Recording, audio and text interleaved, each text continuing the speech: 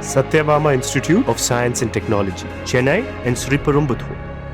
2026 சட்டமன்ற தேர்தலை ஒட்டி 2026 சட்டமன்ற தேர்தலை ஒட்டி அதிமுக சார்பில் தேர்தல் அறிக்கை வெளியிடப்பட்டிருக்கிறது. இந்த நிலையில் அதிமுக முன்னாள் அமைச்சர் வைகை செல்வன் நம்மோடு இருக்காரு. சார் வணக்கம் சார். சார் இன்றைய தினம் எடப்பாடி பழனிசாமி அவர்கள் உங்க பொதுச் செயலாளர் இந்த தேர்தல் அறிக்கை வெளியிட்டிருக்காங்க. இதுல முக்கிய அம்சங்கள்லாம் என்னெல்லாம் இருக்கு, எத்தனை வாக்குறுதிகள் இருக்கு? தேர்தல் அறிக்கை தயாரிப்பு குழு 10 பேர் அடங்கிய குழுவில் நானும் ஒருவர். தமிழ்நாடு முழுவதும் சுற்றுப்பயணம் மேற்கொண்டு இந்த தேர்தல் அறிக்கை தயாரிக்கப்பட்டிருக்கிறது. பல்வேறு பட்ட கோரிக்கைகள் பல்வேறு தேர்தல் அறிக்கையில் கொடுக்கப்பட வேண்டும் என்று தமிழ்நாடு முழுவதும் இருக்கிற பலதரப்பட்ட மக்கள் எங்களை சந்தித்து மனுக்களாக வழங்கினார்கள். எவற்றையெல்லாம் நிறைவேற்ற முடியும் என்பதை ஆராய்ந்து அதனுடைய அடிப்படையில் 297 வாக்குறுதிகள் அடங்கியிருக்கிற தேர்தல் அறிக்கையை இன்று கழக பொதுச் செயலாளர் வெளியிட்டிருக்கிறார். இதில் குறிப்பாக ஒவ்வொரு குடும்பத்திற்கும் 10,000 ரூபாய் என்கிற அறிவிப்பை முதல் கட்ட வாக்குறுதியிலே வழங்கியிருந்தார். அதில் 1000 ரூபாய் உதவித்தொகையை 2000 ரூபாய் வழங்கப்படும் என்றும் அறிவிப்பு வெளியிடப்பட்டிருக்கிறது. தற்போது குளிர்சாதன பெட்டி எல்லா இடங்களிலும் இந்த கோரிக்கை எழுந்தது. எங்களுக்கு ஒரு குளிர்சாதனை பெட்டி தர வேண்டும் என்கிற கோரிக்கை எழுந்தது. அதனுடைய அடிப்படையிலே இந்த குளிர்சாதன பெட்டி வழங்கப்பட்டிருக்கிறது. இது மிகப்பெரிய ஒரு வரவேற்பை பெறும். அதேபோல 7.5% இடஒதுக்கீட்டின் மூலமாக சற்றேறக்குரிய இந்த 6000 மாணவ மாணவிகள் பயன்பெற்றுக் கொண்டிருக்கிறார்கள். 9 மாணவ மாணவிகள் மாத்திரமே ஒரு அரசு பள்ளியில் மருத்துவராக முடியும் என்கிற ஒரு நிலை இருந்ததை இந்த இடஒதுக்கீட்டின் மூலமாக 6000 மாணவ மாணவிகள் இடம்பெற்றிருக்கிறார்கள் என்று சொன்னால், மருத்துவராய் இருக்கிறார்கள் என்று சொன்னால், அதற்கு அண்ணா திராவிட முன்னேற்ற கழகம்தான் முழு முதல் காரணம்.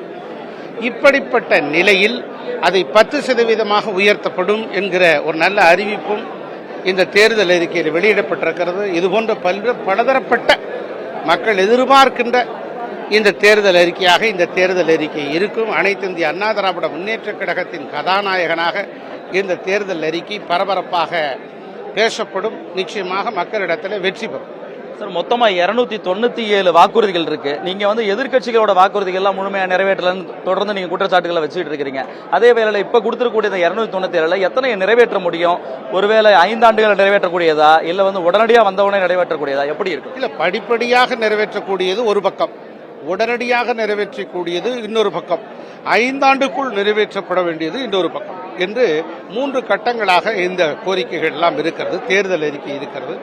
ஆக 100க்கு 100 297 தேர்தல் அறிக்கையும் நிறைவேற்றப்படும் என்பதுதான் அண்ணா திராவிட முன்னேற்ற கழகம் ஆணித்தரமாக உங்களுக்கு சொல்லுகிறது. சார், இப்போ தேர்தல் அறிக்கையில இன்னொன்று இடம்பெற்றிருக்கிறது எண்ணெயும் பருப்பும் கொடுக்கறதா சொல்லியிருக்காங்க. இந்த 1 கிலோன்றது மாதம் வழங்கப்படுமா, ஒரு முறை வழங்கப்படுமா, என்ன மாதிரி? இல்ல, அது குறித்து வல்லுநர் குழு ஆராயப்பட்டு ஒவ்வொரு முறை வழங்கப்படுவதா இல்லை மாதந்தோறும் வழங்கப்படுவதா என்பதை ஆராயப்படும். ஆக மாதந்தோறும் வழங்கப்படுவதற்கு நிறைய வாய்ப்புகள் இருக்கிறது. எண்ணெயும் பருப்பும் இலவசமாக வழங்கப்படும். மாணவர்களுக்கு வேற என்ன அறிவிப்புகள் இருக்கு? அதே மாதிரி விவசாயிகளுக்கான அறிவிப்புகள் என்ன? விவசாயிகளுக்கு கடன் தள்ளுபடி போன்றவைகள் எல்லாம் இருக்கிறது. மாணவர்களுக்கு அவர்கள் படிக்கின்ற பள்ளிகளிற்காக ஏற்கனவே புரட்சி தலைவி அம்மா கொண்டு வந்திருக்கிற பல அம்ச திட்டங்கள் மீண்டும் நிறைவேற்றப்பட்டு அவர்களுக்கு சைக்கிள், லேப்டாப் போன்ற பொருட்கள் எல்லாம் தடை இல்லாமல் கிடைப்பதற்கு வழிவகை செய்யப்படும். அதே போல உயர்நிலைப் பள்ளிகள் நடுநிலைப் பள்ளிகளாகவும், ஆரம்ப பள்ளிகள் நடுநிலைப் பள்ளிகளாகவும், நடுநிலைப் பள்ளிகள் உயர்நிலைப் பள்ளியாகவும், உயர்நிலைப் பள்ளிகள் மேல்நிலைப் பள்ளியாகவும் மாற்றுவதற்கு நிறைய வாய்ப்புகளை ஆண்டுதோறும் 100க்கும் மேற்பட்ட பள்ளிகள் உயர்த்தப்படும். சார், இப்போ தேர்தல் வரும்பொழுது ஒரு கட்சியோடைய கடந்த கால செயல்பாடுகளை பார்ப்பாங்க, அதே மாதிரி வரக்கூடிய அந்த வேட்பாளர்களை பார்ப்பாங்க. அந்த வகையில் இந்த தேர்தல் அறிக்கைன்றது எந்த அளவுக்கு மக்கள் பார்த்து ஓட்டு போடுவாங்கன்னு நினைக்கிறீங்க? நிச்சயமாக, அதாவது இந்த கட்சி தேர்தலில் வந்தால் எந்த விதமான ரியாக்ட் செய்வார்கள், எந்த விதமான பலன்களை செய்வார்கள் என்கிற எதிர்பார்ப்பு இப்போது இருக்கிறது.